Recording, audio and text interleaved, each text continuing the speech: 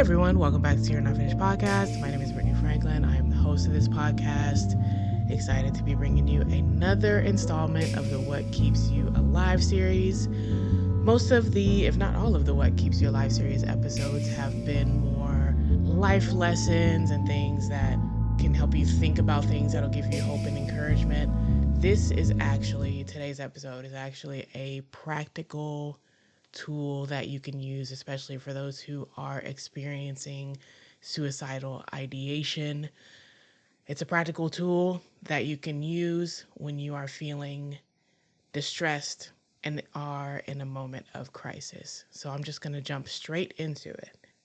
You can see the title. The title is a safety plan.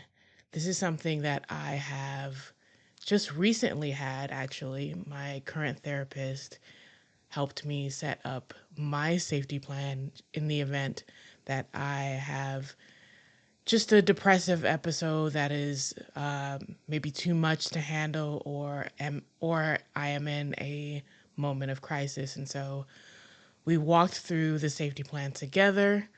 And while I'm not going to share the contents of my safety plan, I am going to use this episode to direct you to where you can find a safety plan and just give a little bit of background on what it actually is. And so, according to Psychiatric Times, a safety plan is a critical evidence-based intervention that can reduce suicidal behavior either as a standalone intervention or as part of a comprehensive treatment plan. The purpose of the safety plan is to provide patients who are at heightened risk for suicide with concrete, actionable coping strategies they can use during a suicidal crisis to decrease their risk of attempting suicide. In addition to its practical and intended use, a safety plan also conveys hope by demonstrating to an individual with suicidal ideation that there are more effective ways of managing their problems. And so, as I mentioned, last week I walked with my therapist, or she actually walked with me rather, on what my safety plan would be in the event that I'm having a major depressive episode or suicidal crisis, when things just get too much. And I think it is helpful for me to have and reference, because in the face of lies or harmful beliefs about myself and about my life, I can actually look at something concrete and look at the truth and reach out for help. So, the safety plan, there are many safety plans out there. There are many versions of the safety plan. I will be using the Stanley Brown safety plan, and I'll be referencing that. And so there are 6 steps that are in that plan. So, step 1 of the plan is to write 3 warning signs that a crisis may be developing. And so that's warning signs could be any thoughts, any images, if you're watching something on television or on your computer, your current mood, your current situation, any behavior that a crisis may be developing. This teaches you to not just wait for the trigger to affect you, but to actually pay attention to the things that create an environment in which you do not feel good about yourself or your situation. So you can write those down in step 1. Step 2, write 3 internal coping strategies that can take your mind off of your problems without contacting another person. So that could be meditation, it could be going on a walk, it could be drawing. That's something I like to do. 3 just things that you can do on your own that'll help you take your mind off of the things that are bothering you. That gives you the power and authority to be able to take control over your thoughts, feelings, and emotions, and to help you focus on something that is tangible and more positive. Step 3 is to write who or what are 3 people or places that can provide a distraction. So again, giving you that power to name someone who is safe, or to name a safe place for yourself, to reach out to that person or to go to that place. It reminds me of the scripture that talks about a way of escape, and I'm actually going to read it. It comes from 1 Corinthians 10:13, which says, "No temptation has overtaken you except such as is common to man. But God is faithful, who will not allow you to be tempted beyond what you are able. But with the temptation will also make the way of escape so that you may be able to bear it." And so, even though contextually that scripture is not specifically for suicidal ideation in and of itself is the temptation to take your own life, to harm yourself. It's the temptation to submit and succumb to the thoughts that could potentially tempt you to take a permanent action against yourself. And so I see these three people or places as a distraction, as a way of escape, so that I will be able to endure. That doesn't mean that I don't change my situation. That doesn't mean that I don't pursue healing at all. It's just that in this moment, I am going to pursue a way of escape by calling upon or going to one or more of these three places.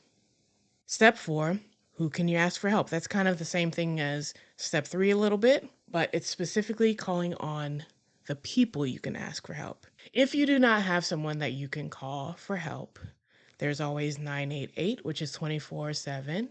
You can call or text or chat with 988. And if you're in California, you can actually call the Department of Mental Health, which has a 24/7 hotline. And that number is 1-800-854-7771. And I'll put these resources in the description if you need it. In the coming days, I will research the local 24/7 mental health and suicide prevention hotlines or lifelines, and I will add them to the You're Not Finished website. Step 5 is professionals or agencies that I can contact during a crisis and writing those out. And so that's 988, that's the Department of Mental Health Services, that's the crisis text line at 741-741. That's also 24/7. Again, I will provide a link to the Get Help section with those resources for you if you need them. I'll also put some in the description. And finally, step 6, which is writing out a plan to make your environment safe. Now, going back to the Psychiatric Times article, it says that clinicians should focus on reducing the patient's access to their identified means for suicide. Now, as I mentioned, I don't have a plan and I don't have an identified means for suicide.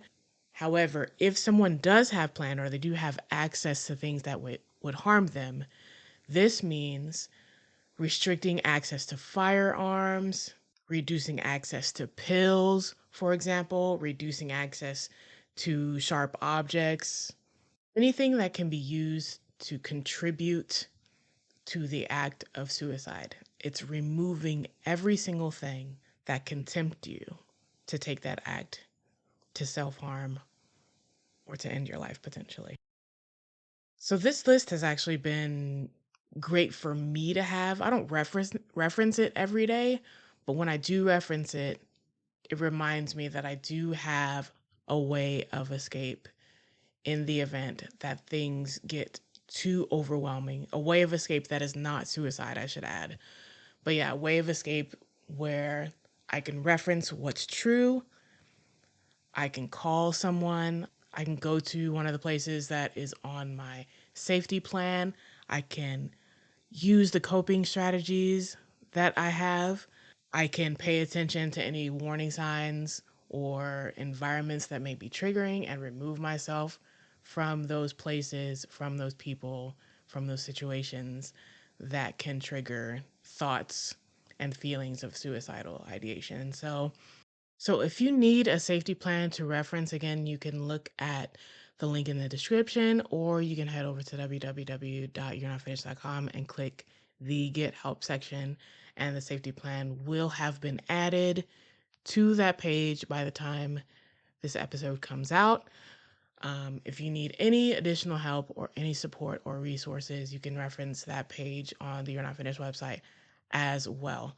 So if you are struggling with suicidal ideation and you have the ability to seek help and go to therapy and seek counseling, please consider working with a therapist, a counselor, a mental health professional to create a safety plan for yourself, to create that way of escape for yourself in order for you to survive, to thrive, and to finish well. If you are a Christian or are interested in reading a devotional that speaks to mental health and suicide prevention and how God speaks to people who are experiencing mental distress and have experienced mental distress based on scripture, then you can download for free my 8-day devotional, You're Not Finished, Using Stories of Survival to Save Lives from Gumroad. The link will be in the description as well. To get it for free, all you have to do is add 0 to the cost box or the price box or whatever it is, and you'll be able to download it for free.